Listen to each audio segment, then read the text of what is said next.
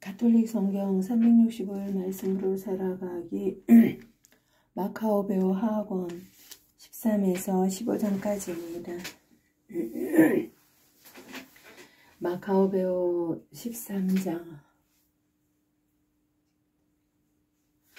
안티오코스 에오파토로가 유다를 침략하다. 149년에 유다와 그의 군사들은 안티오코스 에오파토로가 군대를 거느리고 유다 땅에 쳐들어오는데 그의 후견인이며 행정을 맡은 리시아스도 함께 온다는 사실을 알게 되었다. 그들이 저마다 보병 11만 명, 기병 5,300명, 코끼리 22마리, 낫으로 무장한 병거 300대로 이루어진 그리스 군대를 거느리고 온다는 것이었다. 메넬라우스가 죽다. 그때 메넬라우스도 그리스 군대와 어울려 매우 교활한 말로 안티오코스를 부추겼다. 그것은 조국을 구하려는 것이 아니라 대사제직에 재임명되려는 속셈에서 한 일이었다. 그러나 임금들의 임금이신 분께서는 안티오코스가 이 악한에게 분노를 터뜨리게 하셨다. 그리하여 메넬라우스가 모든 환난의 원인이었다는 리시아스의 말을 들은 안티오코스는 그자를 베로이아로 끌고 가서 그쪽 지방의 관습에 따라 처형하라고 명령하였다. 거기에는 높이가 50 페키스 되는 탑이 있었는데 그 탑은 재로 가득 차 있었다. 그 위에 둘러쳐진 난간은 어떠한 방향에서든 재 속으로 가파르게 기울어져 있었다.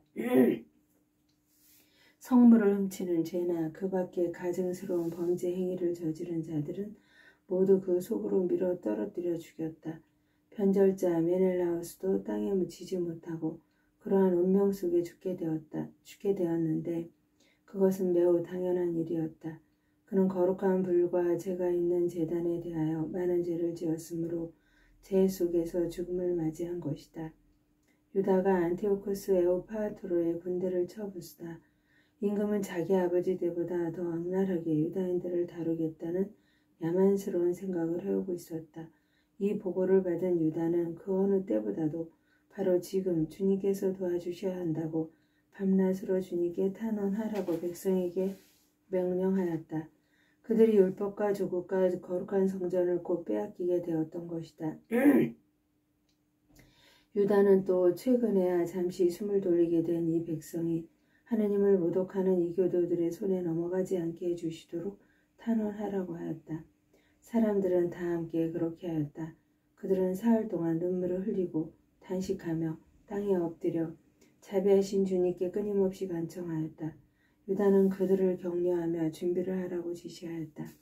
원로들과 따로 의논한 뒤에 유다는 임금의 군대가 유다 땅에 쳐들어와서 도성을 점령하기 전에 자기들이 먼저 나가서 하느님의 도우심으로 결판을 내기로 결심하였다. 그리고 그 결과를 온 세상의 창조주께 맡기고 군사들에게 법과 성전과 도성과 조국과 생활 양식을 위하여 죽기까지 고결하게 싸우라고 격려한 다음 모데인 근처에 진을 쳤다. 그는 하느님의 승리라는 표어를 군사들에게 정해준 다음 가장 뛰어난 젊은이들로 이루어진 정병을 데리고 밤중에 임금의 처소를 습격하여 적진에서 2,000명가량을 죽이고 선봉 코끼리와 그 위에 타고 있는 병사도 찔러 죽였다. 마침내 그들은 적진을 공포와 혼란으로 몰아넣고 승리를 거둔 다음에 철수하였다. 유다가 그 일을 끝낸 것은 날이 밝아올 무렵이었다. 그것은 그를 도와주신 주님의 보호 덕분이었다. 유다인들이 안티오코스와 협정을 맺다. 임금은 유다인들이 대담하다는 것을 체험하였으므로 전략을 써서 그들의 거점들을 점령하려고 시도하였다.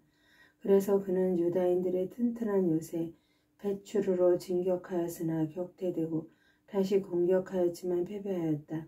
그때 유다는 성 안에 있는 이들에게 필수품을 들여보내 주었다. 그런데 유다인들의 군대에 속한 로도코스라는 자가 적군에게 비밀을 누설하였다가 발각되어 붙잡히고 감옥에 갇혔다. 임금은 다시 베추르 주민들과 교섭을 벌여 화친을 맺은 다음 거기에서 물러갔다. 그러고 나서 또 유다와 그의 군사들을 공격하였으나 상황이 악화되었다. 그뿐 아니라 자기가 행정을 맡긴 필리포스가 안티오키아에서 반역하였다는 것을 보고를 받고 당황하여 유다인들을 불러 그들에게 양보하고 그들의 모든 권리를 보장해 줄 것을 맹세하였다. 그들이 동의하자 그는 희생 제물을 바쳐 성전의 경의를 표하고 그곳에 선심을 베풀었다. 또 마카베오를 받아들이고 헤게모니데스를 프톨레마이스에게 게라에 이르는 지역의 총독으로 세운 뒤 프톨레마이스로 갔다. 그러나 프톨레마이스 주민들은 그 조약에 화가 나 있었다. 다시 그들은 너무나 분개하여 그 협정을 폐기하려고 하였다. 그래서 리시아스가 연단에 올라 최선을 다하여 설명한 끝에 그들을 설득하고 진정시켰다. 그는 이렇게 하여 그들의 호감을 사고 나서 안티오키아로 갔다. 임금의 출정과 철수는 이렇게 이루어졌다. 알키모스가 데메트리오스를 꿰어 대사제직을 얻다. 세 해 뒤에 유다와 그의 군사들에게 보고가 들어왔다. 셀레우코스의 아들 데메트리오스가 강력한 군대와 함대를 이끌고 트리폴리스 항구로 들어와 안티오코스와 그의 후견인 리시아스를 살해하고 그 나라를 차지하였다는 것이다. 그때 알키모스라는 자가 있었는데 전에 대사제로 있으면서 항쟁이 일어났을 적에 스스로 자신을 부정하게 만든 자다. 그는 어떠한 일을 하여도 구제되거나 다시 거룩한 제단에 접근할 수 없음을 깨닫고 151년경에 데메트리오스 임금에게 가서 금강과 야자나무 가지 또 거기에다 관례적으로 성전에 봉헌하는 올리브나무 가지를 바쳤다. 그리고 그날은 아무 말도 하지 않았다. 그러나 데메트리오스가 그를 의회에 초청하여 유다인들의 태도와 생각이 어떠한지 묻자 알키모스는 자기의 어리석기 짝이 없는 계획을 추진할 이 좋은 기회를 놓치지 않고 대답하였다. 유다인들 가운데에서 마카베오가 이끄는 하시드인이라는 자들이 전쟁을 일삼고 폭동을 일으켜 왕국이 안정을 누리지 못하게 하고 있습니다. 그래서 저도 선조들의 영에 다시 말하자면 대사제직을 빼앗기고 지금 이곳에 온 것입니다. 그 이유는 첫째로 임금님의 이익을 진심으로 생각하기 때문이고 둘째로 제 동포들에 관해서도 염려하기 때문입니다. 저희의 온 민족은 앞에서 말씀드린 자들의 어리석음으로 적지 않은 불행을 겪고 있습니다. 임금님께서 이러한 사정을 자세히 아셨으니 모른 이에게 보여주신 그 인자한 관용으로 저희 지방과 공경에 빠진 저희 백성을 생각해 주십시오. 유다가 살아있는 한 이 나라는 평화를 누릴 수 없습니다. 알키모스가 이러한 말을 마치자마자 유다에게 저기를 품고 있던 임금의 나머지 벗들도 데메트리오스의 화를 부추겼다. 데메트리오스는 곧바로 코끼리 부대의 장수 니카노르를 유다 지방 총독으로 임명하여 파견하면서 유다를 살해하고 그의 부하들을 해산시킨 다음 알키모스를 그 대성전의 대사제로 세우라는 명령을 내렸다. 유다를 피하여 달아났던 유다 지방의 이교도들은 유다인들의 불행과 재난이 곧 자기들의 번영이라고 생각하며 때를 지어 니카노르와 합세하였다. 유다가 니카노르와 조약을 맺다. 유다인들은 니카노르가 올 뿐더러 이교도들까지 그와 합세하였다는 소식을 듣고는 머리에 흙을 뿌리고 당신의 백성을 영원히 세워주시고 친히 나타나시어 당신의 몫인 이 백성을 언제나 도와주시는 하느님께 간구하였다. 그러고 나서 지도자가 명령을 내리자 그들은 바로 그곳을 떠나 데사우라는 마을에서 적군과 마주쳤다. 유다의 형 시몬은 니카노르와 맞서 싸우게 되었는데 적군이 갑자기 들이닥치는 바람에 천천히 물러설 수밖에 없었다. 그러나 니카노르는 유다와 그의 병사들이 용감하고 조국을 위하여 맹렬히 싸운다는 말을 듣고 혈전으로 결판 내기를 꺼렸다. 그래서 그는 포시도니오스와 테오도토스와 마타테아스를 파견하여 유다인들과 하친을 맺게 하였다. 지도자가 이 일을 충분히 검토하여 병사들에게 알려주자 모두 찬성하는 것으로 보였다. 그리하여 그들은 조약에 동의하였다. 양쪽 지도자들은 단독으로 만날 날을 정하였다. 양쪽에서 수레가 한 대씩 나와 자리를 마련하였다. 유다는 적군이 갑자기 배신할 것에 대비하여 적절한 장소에 무장한 병사들을 준비시켜 두었다. 그러나 회담은 순조롭게 이루어졌다. 니카노르는 예루살렘에서 지내면서 부당한 일을 하지 않았으며 제 주변에 떼지어 모여들었던 무리도 해산시켰다. 그리고 유다를 언제나 자기 앞에 있게 하였다. 이 사람에게 마음이 끌렸던 것이다. 그는 또 유다에게 혼인하여 자녀를 낳으라고 권고하였다. 그래서 유다는 혼인하여 자리를 잡고 평범한 삶을 살아갔다. 알키모스의 모략으로 유다와 니카노르가 갈라지다. 니카노르와 유다가 서로에게 호의를 가지고 있다는 사실을 안 알키모스는 그들이 맺은 조약서를 들고 데메트리오스 임금에게 가서 니카노르가 나라의 반역자인 유다를 후계자로 삼았으니 국책에 반대되는 일을 꾸민 것이라고 말하였다. 임금은 화가 났다.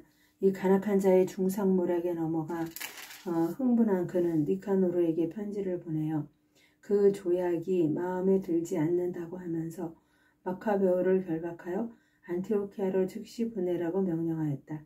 이 명령이 니카노르에게 전해지자 그는 아무 잘못도 저지르지 않은 사람과 맺은 협약을 무효로 하게 된 데에 당황하고 슬퍼하였다. 그러나 임금을 거역할 수도 없었기 때문에 그는 어떤 계략을 써서 그 명령을 이행할 기회를 엿보았다.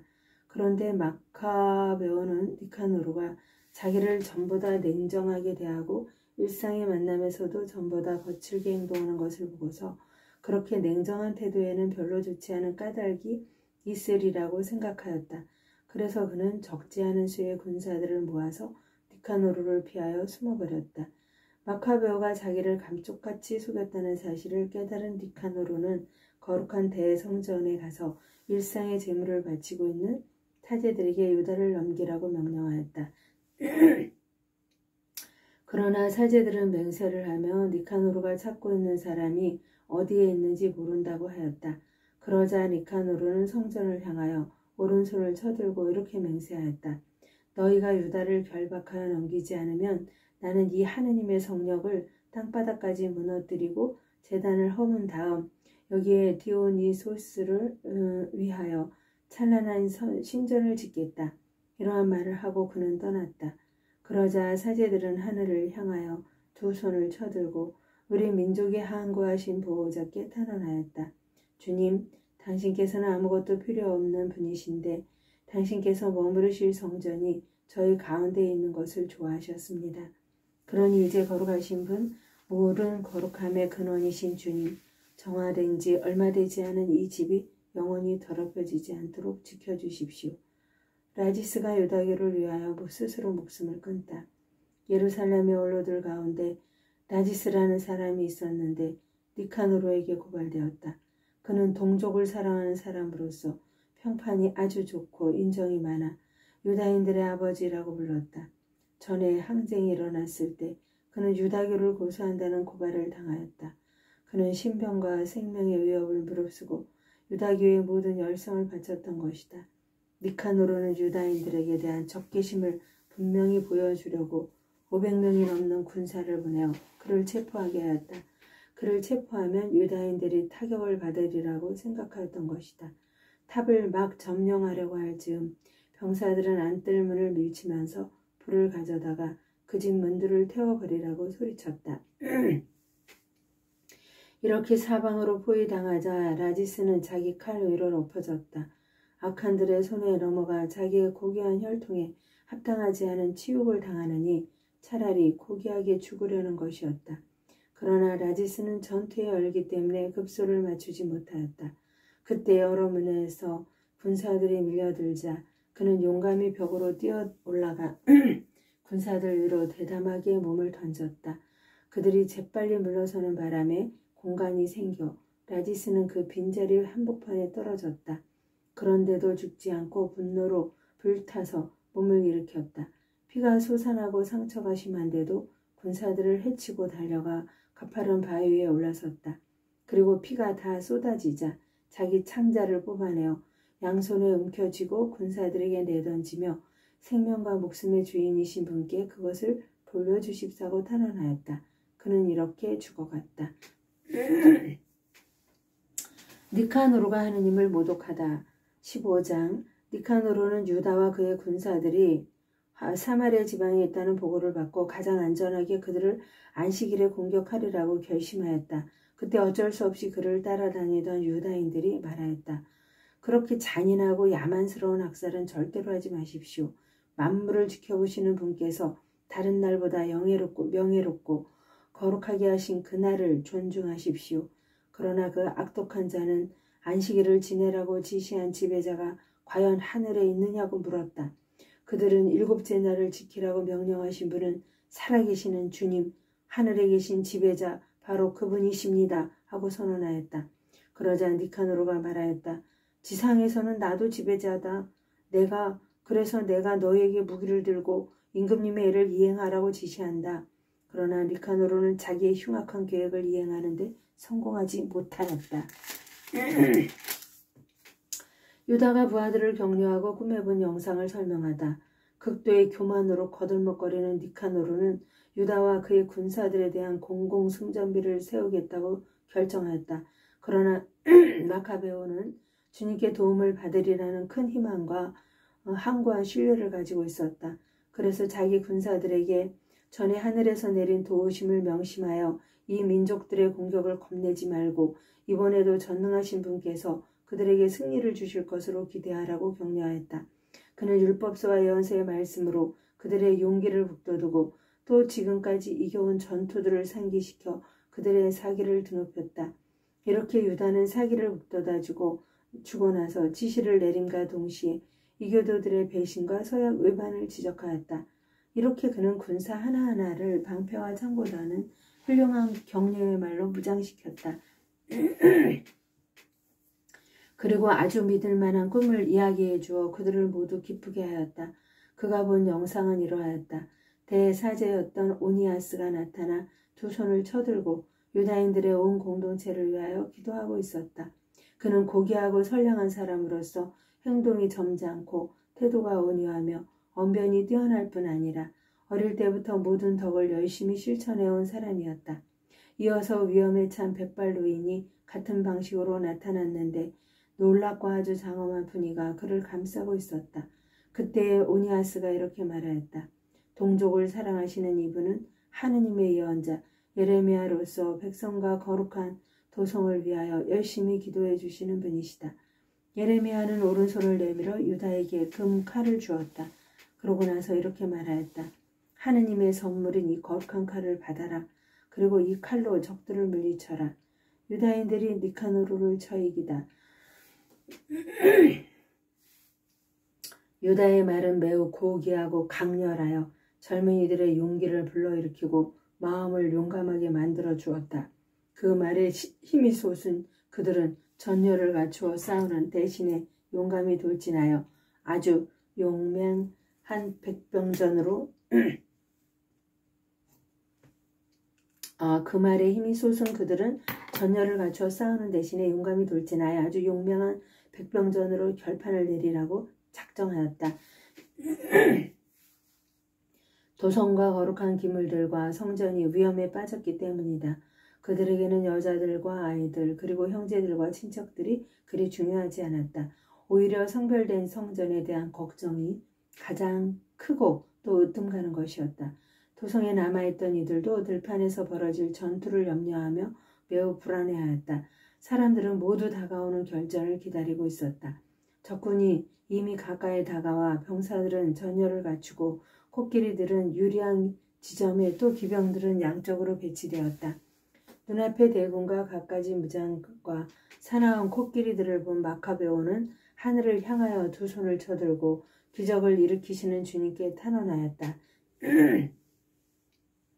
승리는 그분의 결정에 따라 합당한 이들에게 주어지는 것이지 무기로 얻는 것이 아님을 그는 알고 있었던 것이다. 그는 이렇게 탄원하였다. 주님, 당신께서는 유다 임금 히즈키야 때에 당신의 천사를 보내시어 사네립의 군대에서 18만 5천 명 가량을 죽이셨습니다. 하늘의 지배자님, 이제 다시 선한 천사를 보내시어 저희 앞에 서서 공포와 전율을 일으키게 해 주십시오. 당신을 모독하며 당신의 거룩한 백성에게 다가오는 자들을 당신의 위대하신 발로 무찔러 주십시오. 이러한 말로 그는 기도를 마쳤다. 니카노르와 그의 군사들은 나팔을 불고 전투가를 부르며 진격해왔다. 그러나 유다와 그의 군사들은 하느님께 탄원하고 기도하면서 적군에게 맞서 싸웠다. 손으로는 싸우고 마음으로는 하느님께 기도하며 그들은 35,000명이 넘는 적군을 쓰러뜨렸다. 그리고 하느님께서 이렇게 당신 모습을 드러내 주신 것을 크게 기뻐하였다. 전투가 끝난 다음 기쁜 마음으로 돌아오던 유다인들은 니카노르가 갑옷을 다 입은 채 쓰러져 있는 것을 보았다. 그래서 그들은 환성을 지르고 기뻐 뛰며 조상들의 언어로 지배자이신 주님을 찬양하였다. 몸과 마음을 다하여 결의의 수호에 앞장서고 젊은 시절부터 동족에게 애정을 지녀온 유다는 니카노르의 머리와 한쪽 팔을 어깨까지 잘라 예루살렘으로 가져가라고 명령하였다. 이곳에 도착한 그는 동족을 불러 모으고 사제들을 제단 앞에 세운 다음 사람들을 보내어 성치에 있는 자들을 불러오게 하였다. 그리고 그들에게 그 부정한 니카노르의 머리와 하느님을 모독하던 그 손을 보여주었다. 그 자는 전능하신 분의 거룩한 집을 거슬러 그 손을 뻗치며 거만을 떨었던 것이다.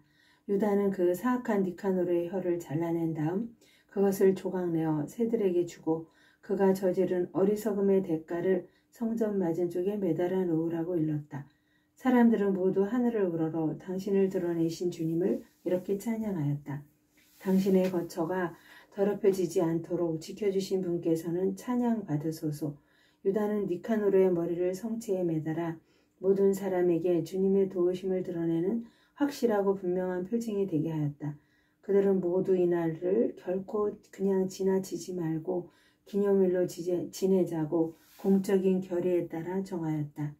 그날은 12번째 달 아람말로는 아다르 달 14날이며 모르도카이의 하루 전날이었다.